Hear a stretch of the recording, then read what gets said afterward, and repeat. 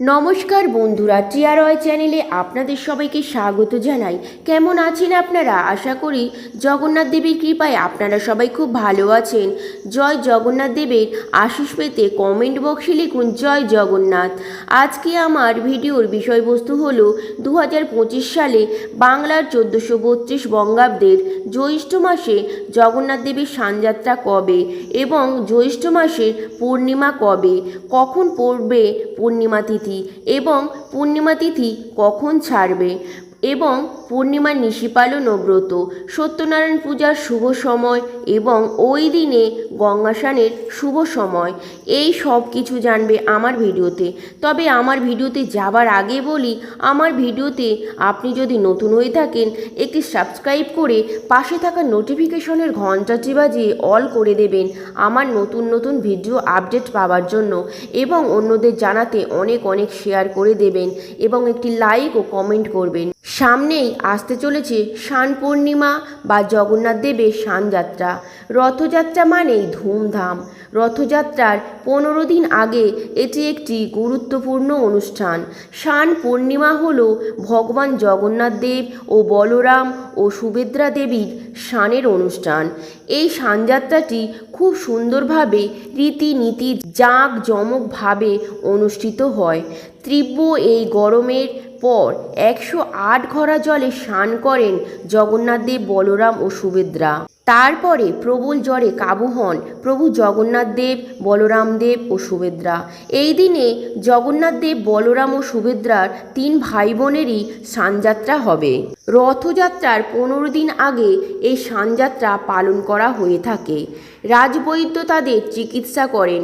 ঈশ্বরের এই অসুস্থতা অনশর নামে পরিচিত হয়। এই সময়ে ভক্তরা দেবতাদের দর্শন পান না। জ্যৈষ্ঠ পূর্ণিমা তিথিতে স্নানযাত্রা হয় বলে স্নান পূর্ণিমা বা দেবস্নান পূর্ণিমা বলা হয়ে থাকে।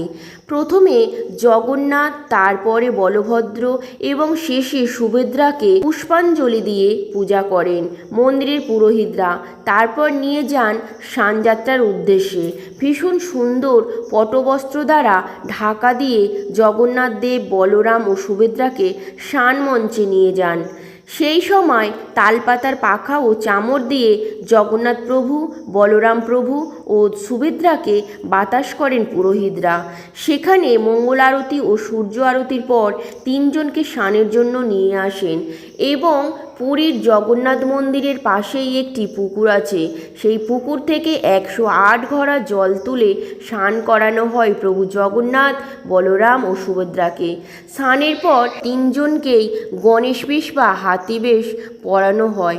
2025 সালে 1432 বঙ্গাব্দে শ্রী জগন্নাথ দেবের স্নানযাত্রা ও পূর্ণিমার সময়সূচি হল 2025 সালে 1432 বঙ্গাব্দে ভগবান জগন্নাথ দেবের স্নানযাত্রা হবে 27শে জ্যৈষ্ঠ 1432, ইংরাজির 11ই জুন 2025 বুধবার স্নান পূর্ণিমা, এবং পূর্ণিমা তিথি শুরু হবে 26শে জ্যৈষ্ঠ 1432, 10ই জুন 2025 মঙ্গলবার সকাল 11টা 5 মিনিটের পর থেকে, এবং পূর্ণিমা তিথি শেষ হবে 27শে জ্যৈষ্ঠ 1432, ইংরাজির 11ই জুন 2025 বুধবার দুপুর 12টা 38 মিনিট পর্যন্ত, এবং পূর্ণিমার নিশি পালন হবে 27শে জ্যৈষ্ঠ 1432, ইংরাজি 10ই জুন 2025 মঙ্গলবার।